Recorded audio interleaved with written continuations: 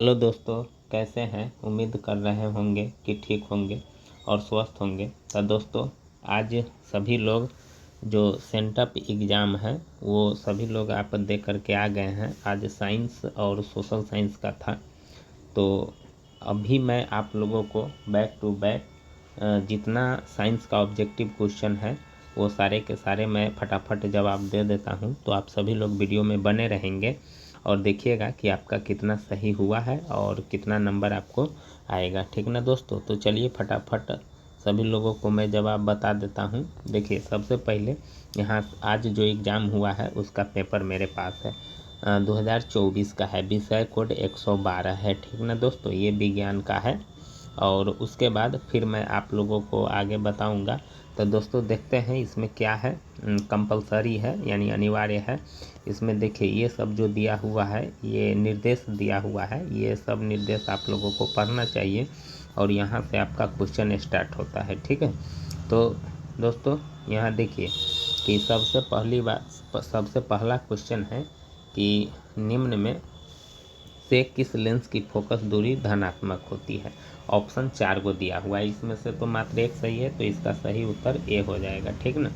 चलिए अगला क्वेश्चन देखते हैं क्या है। दूसरा है कि निम्नलिखित में कौन उत्तल दर्पण की फोकस दूरी है जिसकी वक्रता त्रिज्या 32 सेंटीमीटर है। देखिए यहाँ जो दिया हुआ है दूसरा क्वेश्चन, जो कौन उत्तल दर्पण की फोकस दूरी है जिसकी वक्रता त्रिज्या 32 सेंटीमीटर है। तो यहाँ जो आप देख रहे हैं इसका सही ऑप्शन डी हो जाएगा। ठीक है, 16 सेंटीमीटर।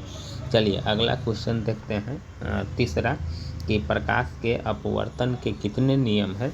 तो प्रकाश के अपवर्तन के 2 नियम है। इसका सही ऑप्शन आपका सी हो जाएगा।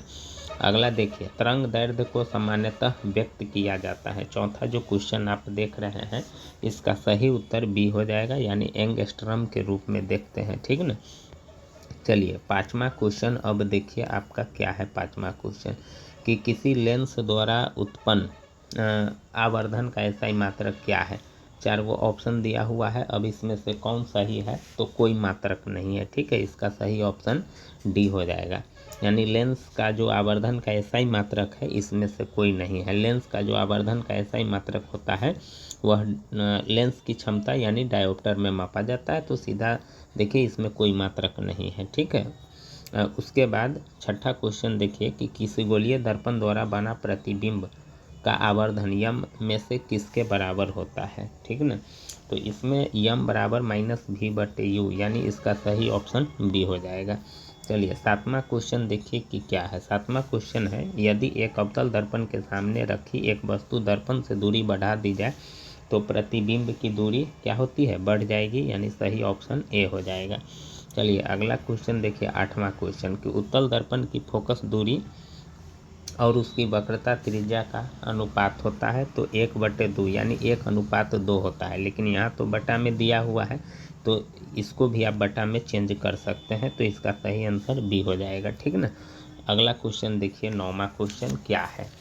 अब 9वां जो क्वेश्चन है, 9वां क्वेश्चन क्या है, नेत्र लेंस की वक्रता त्रिज्या कम हो जाने से कौन सा दृष्टि दोष होता है। ठीक ना, यानी निकट दृष्टि दोष होता है। इसका सही ऑप्शन सी हो जाएगा। उसके बाद अगला जो क्वेश्चन है, कांच के अवतल लेंस की वायु में शक्ति होती है। ऑप्शन है 4 वो दिया हुआ है। तो वायु में अवतल लेंस की वायु यानी कांच के अवतल लेंस की वायु शक्ति ऋणात्मक होती है, यानी बी ऑप्शन आपका सही हो जाएगा। 11 जो आप देखते हैं, एमीटर से निम्नलिखित में किसे मापा जाता है। तो एमीटर से धारा को मापा जाता है। इसका डी ऑप्शन सही होगा। 12 जो आप देख रहे हैं, उपकरण जो विद्युत ऊर्जा को यांत्रिक ऊर्जा में बदलता है। तो विद्युत ऊर्जा को यांत्रिक ऊर्जा में विद्युत मोटर बदलता है। इसका सही ऑप्शन ए हो जाएगा। चलिए फिर आगे अब देखते हैं 13 क्वेश्चन क्या है। श्रेणी क्रम से जुड़े 2 प्रतिरोधों के प्रतिरोध R1 एवं R2 का समतुल्य प्रतिरोध बराबर होता है। तो R1 + R2 यानी सही ऑप्शन सी हो जाएगा।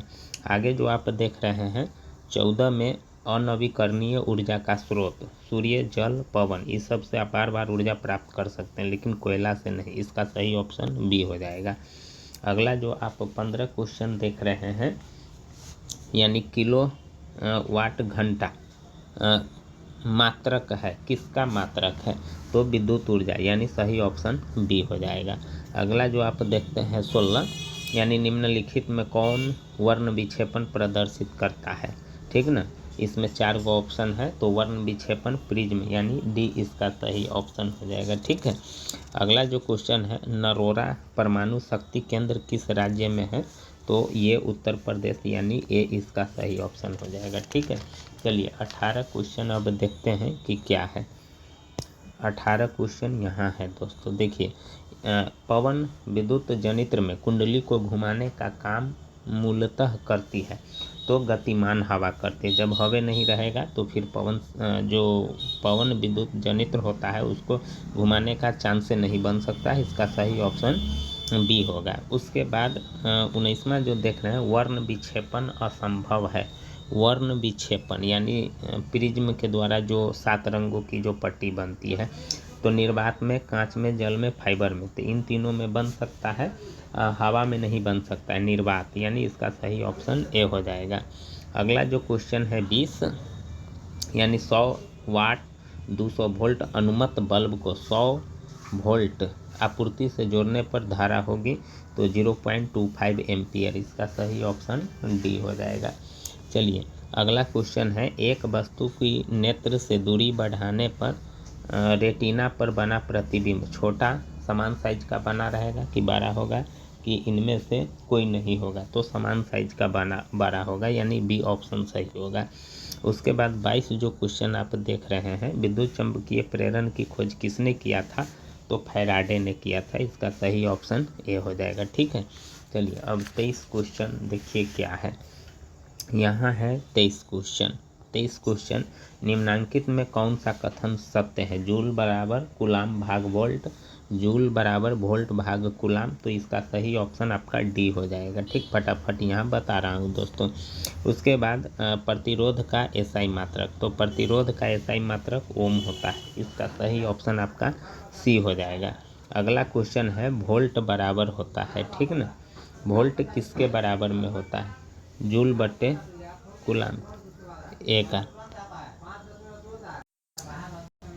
25 का ऑप्शन आपका ए हो जाएगा, जूल बटे कूलाम। चलिए अगला क्वेश्चन देखते हैं 26 में, कि व्यंजन का अनुसूत्र क्या है? बेंजीन, दोस्तों गड़बड़ पढ़ा गया, बेंजीन का अनुसूत्र क्या है? तो बेंजीन का अनुसूत्र C6H5, यानी सी इसका सही ऑप्शन होगा। उसके बाद 27 जो क्वेश्चन आप देख रहे हैं, स्टेनलेस स्टील में लोहा एवं कार्बन के अलावा अन्य तत्व रहते हैं, निकेल एवं क्रोमियम, इसका सही ऑप्शन बी हो जाएगा। चलिए अब 28 क्वेश्चन देखते हैं कि क्या है।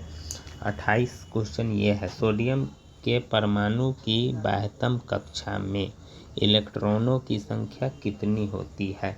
तो इसमें 1 होता है, इसका सही ऑप्शन ए हो जाएगा। उसके बाद अगला जो क्वेश्चन है, हाइड्रोजन के 2 परमाणुओं के बीच कितने आबंध बनते हैं? तो इसका सही ऑप्शन हो जाएगा दोस्तों, 1 आबंध बनता है, यानी ए ऑप्शन हो जाएगा। उसके बाद 30 जो आप क्वेश्चन देख रहे हैं, ग्लूकोज के एक अणु में ऑक्सीजन के कितने परमाणु होते हैं? तो ग्लूकोज के एक अणु में ऑक्सीजन के 6 परमाणु होते हैं, यानी सही उत्तर बी हो जाएगा। ठीक है। अगला क्वेश्चन आप देखते हैं कि तांबा की परमाणु संख्या क्या है?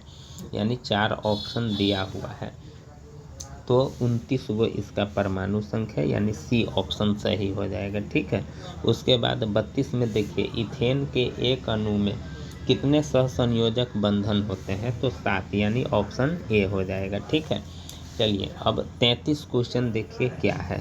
33 क्वेश्चन, यानी अम्लराज के ताज़ा विलयन में किस अनुपात में सांद्र हाइड्रोक्लोरिक अम्ल एवं सांद्र नाइट्रिक अम्ल होता है? यानी 1:3, सी इसका सही ऑप्शन होगा। ठीक है।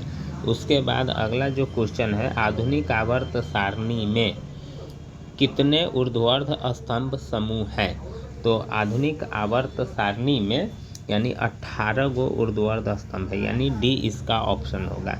उसके बाद है सोडियम बाइकार्बोनेट और टार्टरिक अम्ल का मिश्रण क्या कहलाता है?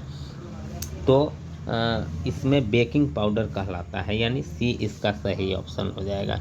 उसके बाद 36 देखिए, हरासित भूमिगत जल का पुनः परिपूरण निम्नलिखित में किसके द्वारा होता है? तो वर्षा के जल, यानी बी इसका सही ऑप्शन होगा। ठीक है, चलिए अब 37 क्वेश्चन देखते हैं एकदम फटाफट अंदाज में। आपको 37 क्वेश्चन क्या है कि निम्नलिखित संकेतों द्वारा व्यक्त तत्वों में कौन सा धातु पाया जाता है? तो इसका सही ऑप्शन ए हो जाएगा। ठीक है, उसके बाद 38 जो क्वेश्चन आप देख रहे हैं कि निम्न में किस तत्व में न्यूट्रॉनों की संख्या शून्य होती है? यहाँ 4 ऑप्शन दिया हुआ है। तो हाइड्रोजन जो देख रहे हैं यानी सी, यानी इसमें न्यूट्रॉनों की संख्या शून्य होती है। उसके बाद 39 जो है वैसे यौगिक जिनका अणुसूत्र समान किंतु संरचना सूत्र भिन्न भिन्न कहलाते हैं, क्या कहलाता है? तो समावयवी, यानी ए इसका सही ऑप्शन होगा। उसके बाद निम्नांकित विलयनों में कौन सबसे अधिक अम्लीय है? तो जिसका पीएच मान सबसे कम होगा, यानी यहाँ जो देख रहे हैं ए इसका सही ऑप्शन कौन हो जाएगा? ए। उसके बाद अधिकतर धातुओं के ऑक्साइड होते हैं, यानी क्षारीय होता है, इसका सही ऑप्शन भी ए हो जाएगा। चलिए 42 जो क्वेश्चन आप देख रहे हैं, यानी 42 क्वेश्चन मेंडलीव की आवर्त सारणी। ठीक है दोस्तों, मेंडलीव की आवर्त सारणी में समूहों की संख्या कितनी होती है? तो 9 होती है, इसका सही ऑप्शन सी हो जाएगा। उसके बाद ऑक्सीजन आधुनिक आवर्त सारणी के किस समूह का सदस्य है? ठीक है, तो किस समूह का सदस्य है? तो 16 जो है आधुनिक आवर्त सारणी के किस समूह का सदस्य है? ऑक्सीजन। दोस्तों गड़बड़ पढ़ा गया है, ऑक्सीजन। तो 16 इसका सही उत्तर डी हो जाएगा। चलिए 44 जो देखते हैं, यानी 44 वे तत्व, ठीक ना, वे तत्व जिनके बाहरी सेल पूर्ण रूप से भरे होते हैं क्या कहलाता है? तो उत्कृष्ट गैस, यानी इसका सही ऑप्शन बी हो जाएगा। चलिए अगला क्वेश्चन देखिए कि निम्नांकित में कौन कांसा, ठीक ना, निम्नांकित में कांसा किनकी मिश्र धातु है? तो Cu+Sn, यानी इसका सही ऑप्शन डी हो जाएगा। अगला जो देख रहे हैं 46 क्वेश्चन, आधुनिक आवर्त सारणी की क्षैतिज कतारें क्या कहलाती है? तो क्षैतिज कतारें आवर्त, यानी इसका सही ऑप्शन ए हो जाएगा। ठीक है, उसके बाद अगला क्वेश्चन अब देखिए 47 एकदम राइट आंसर मैं बता रहा हूँ दोस्तों, सभी लोग मिला लीजिएगा कि आपका कितना सही हुआ है। नाइट्रोजन की बाह्यतम कक्षा में इलेक्ट्रॉनों की संख्या 5, यानी सी इसका सही ऑप्शन होगा। उसके बाद 48 क्वेश्चन कि अम्ल का जलीय विलयन विद्युत का संचालन करता है क्योंकि अम्ल जल में आयनित होता है, इसका सही ऑप्शन क्या हो जाएगा? सी हो जाएगा।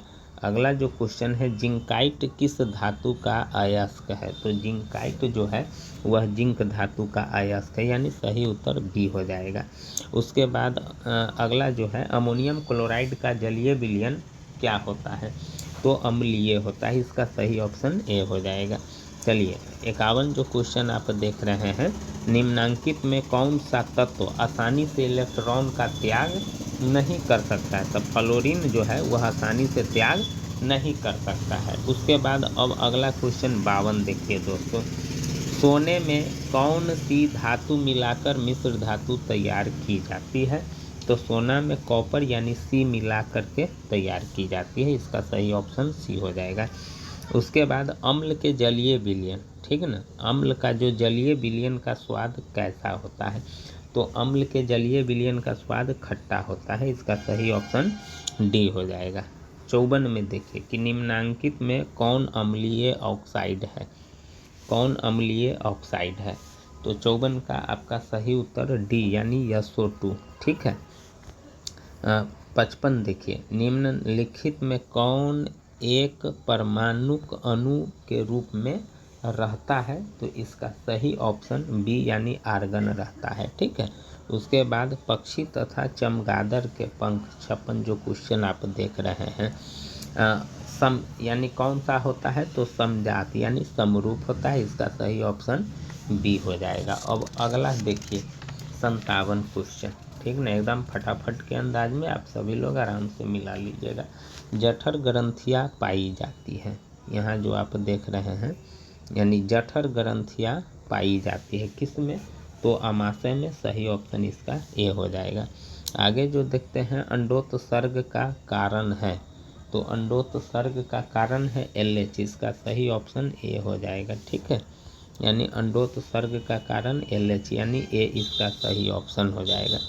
चलिए, सही खाद्य श्रृंखला का उदाहरण है, सही खाद्य श्रृंखला का उदाहरण इसमें बी ऑप्शन सही होगा। घास को बकरी खाता है, बकरी को बाघ खाता है। ठीक है, अगला क्वेश्चन देखिए, बीज विकसित होता है, बीज किसमें विकसित होता है, तो बीज बीजांड से विकसित होता है, यानी डी ऑप्शन इसका सही होगा। उसके बाद किस पौधे में रंध्र अनुपस्थित रहता है, तो किस पौधा में, तो हाइड्रीला जो है वह जलीय पौधा है, उसमें रंध्र अनुपस्थित रहता है, इसका सही ऑप्शन बी हो जाएगा। आगे आप 62 क्वेश्चन देखिए कि क्लोरोफिल वर्णक का रंग हरा होता है, का रंग होता है दोस्तों, पीला, लाल, हरा, काला। तो क्लोरोफिल का जो वर्णक जो रंग होता है ना, हरा, यानी सी ऑप्शन सही होगा। चलिए, उसके बाद एक सामान्य स्त्री में कौन से लिंग गुणसूत्र मिलते हैं, तो XX, यानी सही ऑप्शन इसका सी हो जाएगा। ठीक है, चलिए, आयोडीन घोल को स्टार्च में मिलाने पर इसका रंग होता है पीला, इसका सही ऑप्शन डी हो जाएगा। ठीक है, दो तंत्रिका कोशिका के मध्य खाली स्थान को क्या कहते हैं, तो सिनेप्स कहते हैं, सही उत्तर बी हो जाएगा। ठीक है, अगला जो है 66, कृत्रिम पारिस्थितिक तंत्र का उदाहरण है, यानी कृत्रिम पारिस्थितिक तंत्र का उदाहरण तालाब, जंगल, नदी, ये सब जो है वह प्राकृतिक है। जल जीवशाला, इसका सही ऑप्शन कौन हो जाएगा, बी हो जाएगा। चलिए, अगला क्वेश्चन देखते हैं। 66 के बाद अब आपका आएगा 67, पौधों का उत्सर्जी पदार्थ क्या कहलाता है, तो लैटेक्स कहलाता है, यानी सही उत्तर सी हो जाएगा। ठीक है, उसके बाद अमीबा में जो पोषण होती है वह परजीवी होता है। ठीक ना, क्या होता है, परजीवी। यहाँ देखिएगा दोस्तों, ये परजीवी, सही उत्तर इसका बी हो जाएगा। आगे जो देखते हैं, वायुमंडल में ऑक्सीजन का प्रतिशत क्या है, तो वायुमंडल में ऑक्सीजन का प्रतिशत 21 है, यानी डी ऑप्शन सही हो जाएगा।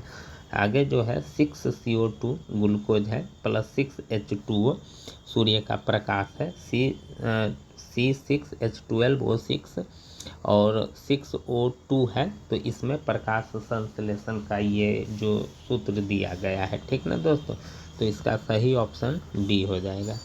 आगे जो आप देखिएगा 71, लसिका है, लसिका क्या है, तो ये ऊतक द्रव नहीं है, ये भी गलत है, ये भी गलत है, और ए और बी तो सरासर गलत है जब ये नहीं होगा, इसमें से कोई नहीं, इसका सही ऑप्शन डी हो जाएगा। ठीक ना, चलिए अगला क्वेश्चन देखिए, 72 क्या है, परागकण पाया जाता है, परागकण किसमें पाया जाता है, तो परागकण परागकोश में, यानी सी ऑप्शन सही होगा। निम्नलिखित में कौन छोटी आंत का एक भाग है, तो निम्नलिखित में कौन छोटी आंत का, तो ग्रहणी, यानी सही उत्तर डी हो जाएगा। आगे जो आप देखते हैं, शुक्राणु कोशिका होती है, तो शुक्राणु जो होता है वह त्रिगुणित होता है, यानी 3 मुंह वाला होता है, इसीलिए त्रिगुणित कहते हैं। चलिए आगे, एक वयस्क मनुष्य के कितने दांत होते हैं, तो एक वयस्क मनुष्य के 32, यानी सी ऑप्शन सही होगा। उसके बाद पादप हार्मोन साइटोकाइनिन, पादप हार्मोन साइटोकाइनिन सहायक है, साइटोकाइनिन के कारण परोह के अग्रभाग की लंबाई में वृद्धि, इसका सही ऑप्शन ए हो जाएगा।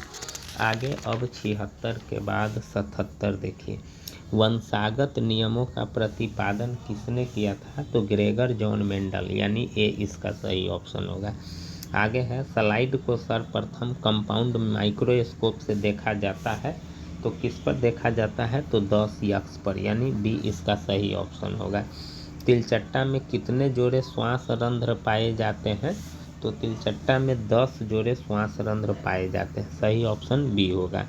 उसके बाद 80, जो सभी जीव जंतुओं के लिए ऊर्जा का अंतिम स्रोत है वो सूर्य है, तो दोस्तों इस प्रकार से आपका 80 का 80 क्वेश्चन का जवाब आपको मिल गया है। अब आप सभी लोग जो जो क्वेश्चन आप बनाए हैं उन सभी लोग मिला लीजिएगा आपका कितना सही हुआ है, ठीक है। और इस हिसाब से फिर आगे की तैयारी अपना कीजिएगा, ठीक ना दोस्तों। अब उसके बाद यहाँ जो आप देख रहे हैं ये सब आपका सब्जेक्टिव क्वेश्चन सब है, ठीक है। ये सब जो देख रहे हैं ये सब्जेक्टिव क्वेश्चन है। अगर ये सब्जेक्टिव क्वेश्चन सब अच्छे से पढ़ना चाहते हैं और तैयारी करना चाहते हैं दोस्तों, तो मेरे चैनल को ज़रूर सब्सक्राइब कर लीजिएगा। और फिर आगे का जो परीक्षा होगा उसका मैं आंसर की लेकर के हाजिर रहूँगा और आप सभी लोग मिलाइएगा दोस्तों, ठीक ना। देखिएगा कितना आपका तैयारी हुआ है। तो दोस्तों अगर आपको थोड़ा भी फ़ायदा इस वीडियो के द्वारा मिला होगा तो प्लीज़ चैनल को ज़रूर सब्सक्राइब कर लीजिएगा। और उसके बाद कल जो मैथ और इंग्लिश का जो एग्ज़ाम है तो उसमें बढ़िया से आप सभी लोग ग्राफ, ठीक है, और उसके बाद कंस्ट्रक्शन और उसके बाद यानी ग्राफ हो गया, कंस्ट्रक्शन हो गया और त्रिकोणमिति दोस्तों देखिएगा। अगर कमी बुझाएगा तो आप मेरे चैनल के थ्रू आप कमेंट कीजिएगा, मैं आप सभी लोगों को सारे क्वेश्चन का जवाब देने की कोशिश करूँगा, ठीक ना दोस्तों। ये सब जो देख रहे हैं ये सब्जेक्टिव क्वेश्चन सब है, अपना पढ़ लीजिएगा, ठीक है। तो दोस्तों मिला लीजिए आपका कितना सही हुआ है और फिर उसके बाद अपना तैयारी कीजिएगा। तो दोस्तों आज के लिए बस इतना ही। थैंक यू, धन्यवाद।